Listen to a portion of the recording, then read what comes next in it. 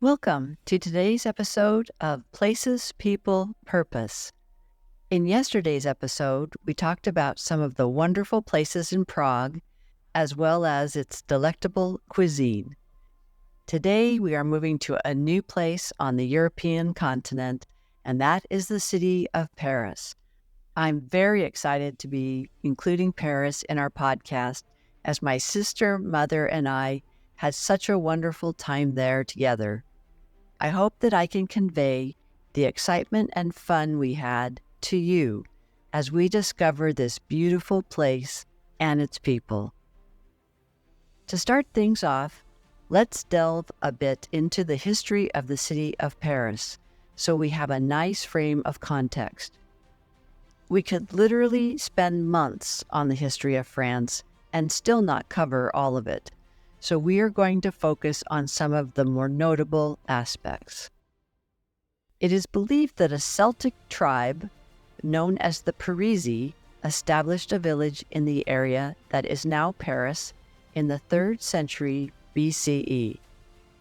The Romans took control of the territory around 52 BCE and established the town of Lutetia. There are still remnants of the town's bathhouse in the Latin quarter of Paris, which are referred to as the Thermes de Cluny, and they stand on what used to be the northern part of Lutetia. There is also a Gallo-Roman amphitheater from Lutetia, located in the 5th arrondissement of Paris, very close to Moget Street. Even more exciting is a recent discovery of nearly 50 burial sites at the intersection of Observatoire Avenue and the boulevard de Port-Royal in the 14th arrondissement of Paris. Port-Royal is a station for the French railway station. These burial sites were discovered during a construction project for the Port-Royal station. In addition to the tombs, ceramic and glass objects, traces of shoes, and small pieces of furniture were found. The Roman town of Lutetia survived until the late 5th century, when it was taken by the Franks. The Franks were a Germanic people who inhabited the region known today as Germany, Belgium, and northern France, and they played a significant role in the early medieval history of Europe.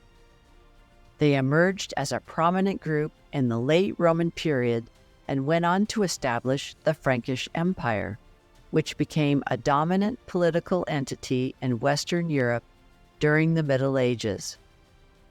The Middle Ages, also referred to as the Dark Ages, began around 476 CE and lasted roughly 1,000 years, ending between 1400 and 1450 CE. The Frankish leader Clovis I, who lived from 466 to 511 CE, is often credited with uniting the various Frankish tribes and converting to Christianity, more specifically Catholicism, in the late 5th century. Clovis was the first to bring together what would later become France, and he declared Paris to be the capital. But subsequent leaders of Paris were often away fighting in other geographies, which led to the city being almost continuously raided by the Vikings. That changed in 987, when Hugh Capet was elected the King of Senlis and remained situated in Paris, which began 800 years of Capetian rule under which Paris prospered. But as we know, prosperity ebbs and flows, and after many years of prosperity, there was the 100 Years' War, which was a long struggle between England and France over succession to the French throne. The 100 Years' War lasted from 1337 to 1453. And yes, you're right, that's actually 116 years if you're counting. Then there was the bubonic plague in 1348 and 1349. Both of these events together killed over a third of the population of Paris, which had grown to about 200,000 people.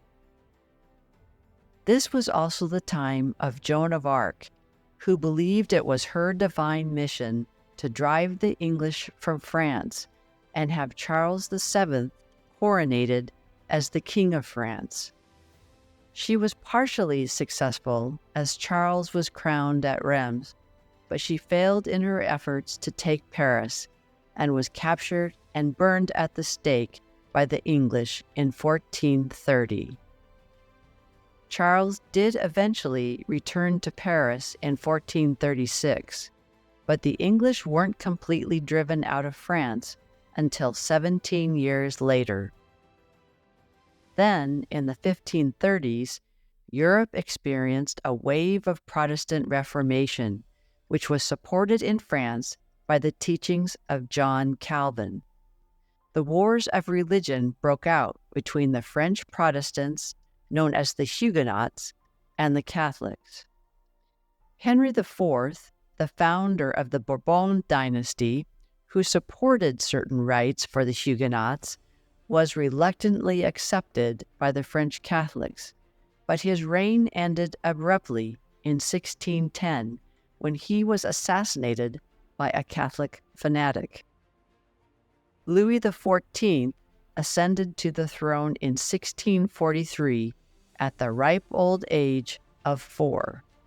His long and powerful reign had a profound impact on France and Paris as he centralized power, built the opulent Palace of Versailles, and implemented an absolute monarchy.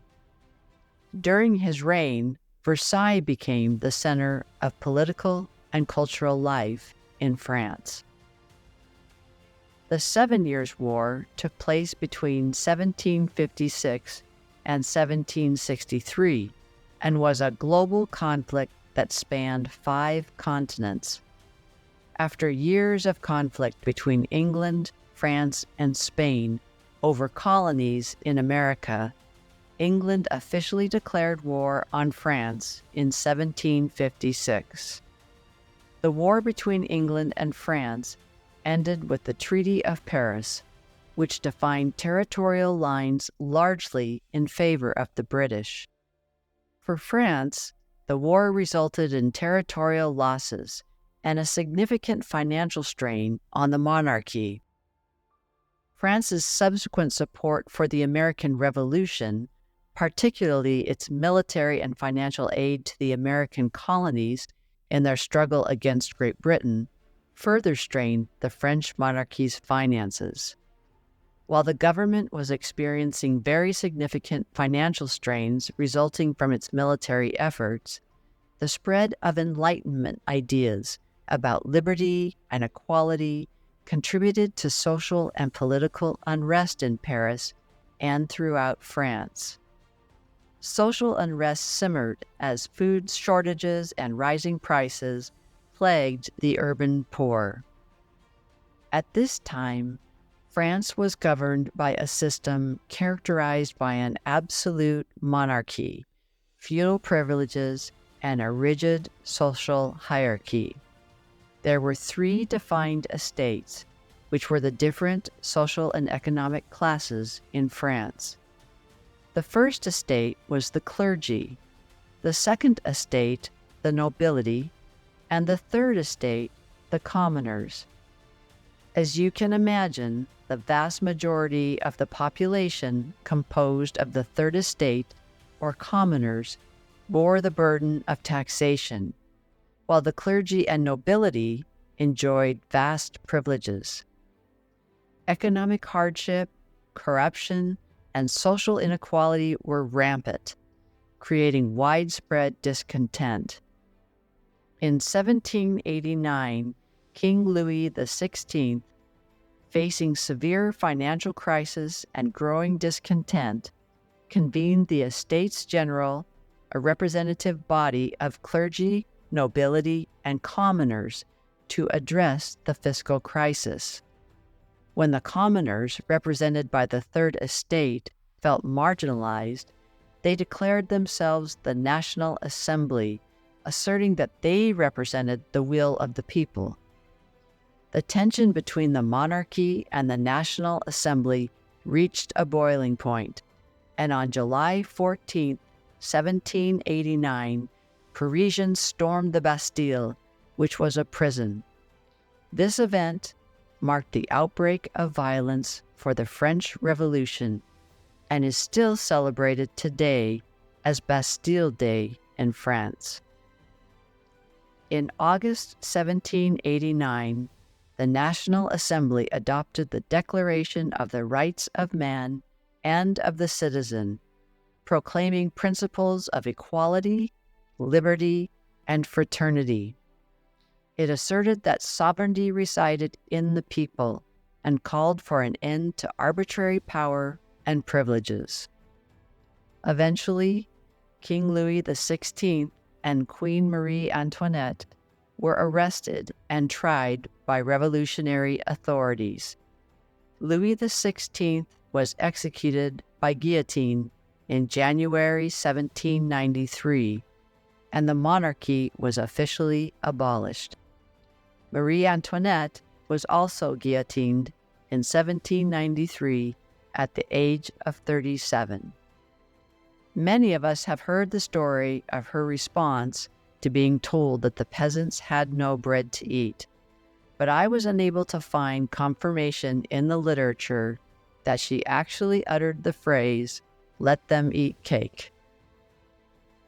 The French Revolution began in 1789 and extended into the late 1790s, leading to profound political, social, and cultural transformations in France. It inspired democratic movements and the spread of revolutionary ideals across Europe. However, it was also marked by great violence and political instability. Well, that's all we have for today's episode of Places, People, Purpose. We hope you enjoyed learning about the early history of Paris and France. Tomorrow, we will cover the history of Paris and France after the end of the French Revolution. This will be a very interesting journey, so please join us for our next episode of Places, People, Purpose, where we create connections to our world.